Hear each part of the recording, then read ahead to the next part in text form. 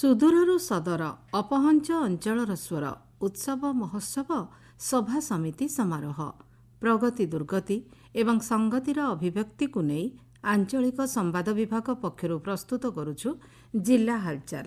ଆଜି ଜିଲ୍ଲା ହାଲଚାଲରେ ଶୁଣନ୍ତୁ ନୟାଗଡ଼ ଜିଲ୍ଲା ସମ୍ପର୍କରେ ତଥ୍ୟ ଦେଇଛନ୍ତି ଆମ ନୟାଗଡ଼ ସମ୍ବାଦଦାତା ବିଶ୍ୱନାଥ ପ୍ରତାପ ପଟ୍ଟନାୟକ ଏବଂ ଉପସ୍ଥାପନାରେ ମୁଁ ନୀନା ସାହୁ। ଅନ୍ତର୍ଜାତୀୟ ମହିଳା ଦିବସ ଅବସରରେ ନୟାଗଡ଼ରେ ଜିଲ୍ଲାସ୍ତରୀୟ କାର୍ଯ୍ୟକ୍ରମ ଜିଲ୍ଲା ପରିଷଦ ସମ୍ମିଳନୀ କକ୍ଷରେ ଜିଲ୍ଲା ସମାଜ ମଙ୍ଗଳ ଅଧିକାରୀ ଜୟଶ୍ରୀ ପଟ୍ଟନାୟକଙ୍କ ସଭାପତିତ୍ୱରେ ଅନୁଷ୍ଠିତ ହୋଇଥିଲା। କାର୍ଯ୍ୟକ୍ରମରେ ସୁଭଦ୍ରା ଯୋଜନାର ଚତୁର୍ଥ କିସ୍ତି ବିତରଣ ସହିତ ଜିଲ୍ଲା ସ୍ତରରେ ଆୟୋଜିତ ବିଭିନ୍ନ ପ୍ରତିଯୋଗିତାରେ ବିଜେତା 152 ଜଣ ଛାତ୍ରଛାତ୍ରୀ, ଅଙ୍ଗନୱାଡି କର୍ମୀ, ସହାୟିକା, ସୁପରଭାଇଜର, ସିଡିଭିଓଙ୍କୁ ପୁରସ୍କୃତ କରାଯାଇଥିଲା।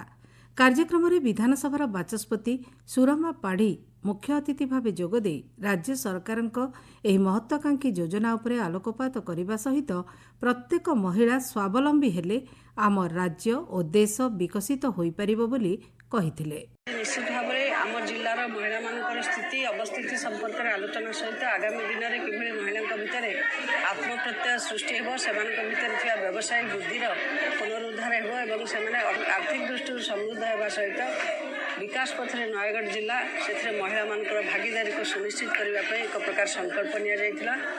ଜିଲ୍ଲାପାଳଙ୍କ ସମ୍ମିଳନୀ କକ୍ଷରେ ଧାନ କ୍ରୟ ପ୍ରକ୍ରିୟା ସମ୍ବନ୍ଧୀୟ ଏକ ସମୀକ୍ଷା ବୈଠକ ରାଜ୍ୟ ଖାଦ୍ୟ ଯୋଗାଣ ଓ ଖାଉଟି କଲ୍ୟାଣ ବିଭାଗର ମନ୍ତ୍ରୀ କୃଷ୍ଣଚନ୍ଦ୍ର ପାତ୍ରଙ୍କ ଅଧ୍ୟକ୍ଷତାରେ ଅନୁଷ୍ଠିତ ହୋଇଥିଲା।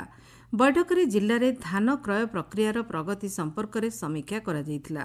ମଣ୍ଡିଗୁଡ଼ିକର ସୁପରିଚାଳନା, ଚାଷୀମାନଙ୍କ ପାଇଁ ସୁବିଧାଜନକ ପଞ୍ଜୀକରଣ ବ୍ୟବସ୍ଥା ଓ କ୍ରୟ ପରବର୍ତ୍ତୀ ପ୍ରକ୍ରିୟାକୁ ସୁଚାରୁ ରୂପେ କାର୍ଯ୍ୟକାରୀ କରିବା ଉପରେ ମନ୍ତ୍ରୀ ଶ୍ରୀ ପାତ୍ର ଗୁରୁତ୍ୱ ଦେଇଥିଲେ। ଏତେ ଚାଷୀ ଭାଇମାନଙ୍କର ଧାନ ସମସ୍ତଙ୍କର କିଣାଯିବ, ଯେତେ ଟୋକନ ପାଇଛନ୍ତି ଟୋକନ କାହାର ଲାଭ ନାହିଁ। ଆମେ କିଛି ମଣ୍ଡି ଗସ୍ତ କରୁଥିଲୁ, ମଣ୍ଡିରେ ପ୍ରକୃତରେ କେମିତି ଚାଲିଛି ପ୍ରୋକ୍ୟୁରମେଣ୍ଟ ବିଷୟ ଦେଖୁଥିଲେ। ତାପରେ ଜିଲ୍ଲା ପ୍ରଶାସନ ସହିତ ମଧ୍ୟ ଆମେ କଥାବାର୍ତ୍ତା ମାନେ ଅସାଧୁ ଲୋକ ଅଛନ୍ତି ତାଙ୍କ ଉପରେ ମଧ୍ୟ କାରବାରୀ ହେବ, ଯେଉଁମାନେ ମାତ୍ରାଧିକ କଟନୀ ଛଟନୀ କରୁଛନ୍ତି ବୋଲି ଖବର ମିଳୁଛି ତା ଉପରେ ଚଳିବ। କିନ୍ତୁ ଆମେ ଯିଏ ଧରା ପଡ଼ିବ ତା ଉପରେ ଆକ୍ସନ ନିଶ୍ଚୟ ପାଇଁ ଜିରୋ କଟନୀ ଛଟନୀ ହେଉଛି ଆମ ସରକାରଙ୍କର ଲକ୍ଷ୍ୟ। ଆମେ କଟନୀ ଛଟନୀ ନ ହଉ ବୋଲି ଆମେ ଚାହୁଁ। ନୟାଗଡ଼ ଆରକ୍ଷୀ ପ୍ରଶିକ୍ଷଣ ବିଦ୍ୟାଳୟ ପରିସରରେ ପ୍ରଥମ ବ୍ୟାଚ୍ ପିଏମ୍ଟି କ୍ୟାଡର ଯାନ ଚାଳକ ପ୍ରଶିକ୍ଷାର୍ଥୀମାନଙ୍କ ଏକ ଦୀକ୍ଷାନ୍ତ ଉତ୍ସବ ଅନୁଷ୍ଠିତ ହୋଇଥିଲା। କାର୍ଯ୍ୟକ୍ରମରେ ମୁଖ୍ୟ ଅତିଥି ଭାବେ ବିଜୁ ପଟ୍ଟନାୟକ ରାଜ୍ୟ ପୁଲିସ ଏକାଡେମୀ ନିର୍ଦ୍ଦେଶକ ଅନୁପ କୁମାର ସାହୁ ଯୋଗଦେଇ କହିଥିଲେ, ଫର୍ଷ୍ଟ ବ୍ୟାଚ୍ ଟ୍ରେନିଂ या ପରେ ମଧ୍ୟ ପିଟିଏସ୍ ନୟାଗଡ଼ରେ ଆଉ 3ଟି ବ୍ୟାଚ୍ର ଟ୍ରେନିଂ ହେବ। ମୁଁ ଆଶା କରୁଛି ଏ ଯେଉଁ ଟ୍ରେନିଂ ବହୁତ ସଫଳ ହେବ ଏବଂ ସେମାନେ ଯେଉଁ ସ୍କିଲ୍ ସେମାନଙ୍କ ଦରକାର ପିଟିଏସ୍ ନୟାଗଡ଼ ସେ ସ୍କିଲ୍କୁ ସେମାନେ ଦେବେ, ସୋ ଦ୍ୟାଟ୍ ଯେଉଁମାନେ ଏଠୁ ପ୍ରଶିକ୍ଷାର୍ଥୀ ବାହାରିବେ ସେମାନେ ପୋଲିସ ସେବାରେ ନିଜକୁ ଭଲ ଭାବେ ନିୟୋଜିତ କରିପାରିବେ। ପ୍ରଥମେ ସେମାନଙ୍କୁ ମୋର ଶୁଭେଚ୍ଛା ଜଣାଉଛି। ସେମାନେ କୃତିତ୍ୱର ସହିତ ଉତ୍ତୀର୍ଣ୍ଣ ହୋଇଛନ୍ତି। ତାଙ୍କର ପରିବାର ବର୍ଗକୁ ମଧ୍ୟ ମୁଁ ଶୁଭେଚ୍ଛା ଜଣାଉଛି। ସେମାନେ ନିଶ୍ଚୟ ଗର୍ବିତ ହେଉଥିବେ ଏବଂ ଆଗାମୀ ପୋଲିସ ସେବାରେ ଯେମିତି ସେମାନେ ସଫଳ ଭାବେ ନିଜକୁ ନିୟୋଜିତ କରିପାରିବେ, ଦେଶ ସେବାରେ ଏବଂ ପୋଲିସ ସେବାରେ ସେମାନେ ନିଜକୁ ଉତ୍ସର୍ଗ କରିପାରିବେ, ସେଥିପାଇଁ ମୁଁ ସବୁ ଅପିଲ୍ କରୁଛି ଏବଂ ମୁଁ ଆଶାବାଦୀ ଅଛି ସେମାନେ ନିଶ୍ଚୟ ଭଲ କାମ କରିବେ ଏବଂ ଆମ ପାଇଁ ସୁନାମ ଆଣିବେ। ଜିଲ୍ଲା ପରିଷଦ ସମ୍ମିଳନୀ କକ୍ଷରେ କଟକ ସାଂସଦ ଭର୍ତ୍ତୃହରି ମହତାବଙ୍କ ଅଧ୍ୟକ୍ଷତାରେ ଜିଲ୍ଲା ଉନ୍ନୟନ ସମନ୍ୱୟ ଏବଂ ପର୍ଯ୍ୟାଲୋଚନା କମିଟି ବୈଠକ ଅନୁଷ୍ଠିତ ହୋଇଥିଲା। ରାଜ୍ୟ ଖାଦ୍ୟ ଆୟୋଗ ଅଧ୍ୟକ୍ଷ ଅବନୀକାନ୍ତ ସାହୁ ଜିଲ୍ଲା ଗସ୍ତରେ ଆସି ଫେୟାର ପ୍ରାଇସ୍ ସବ୍ ସେଣ୍ଟର ମା ଗାୟତ୍ରୀ ସ୍ୱୟଂ ସହାୟକ ଗୋଷ୍ଠୀ କେନ୍ଦ୍ର ପରିଦର୍ଶନ କରିଥିଲେ। ପରେ ଜିଲ୍ଲା ମୁଖ୍ୟ ଚିକିତ୍ସାଳୟ, ନୟାଗଡ଼ ବାଳିକା ଛାତ୍ରାବାସ ଏବଂ ସିନ୍ଦୁରିଆ ସରକାରୀ ଉଚ୍ଚ ବିଦ୍ୟାଳୟରେ ପରିଦର୍ଶନ କରିଥିଲେ।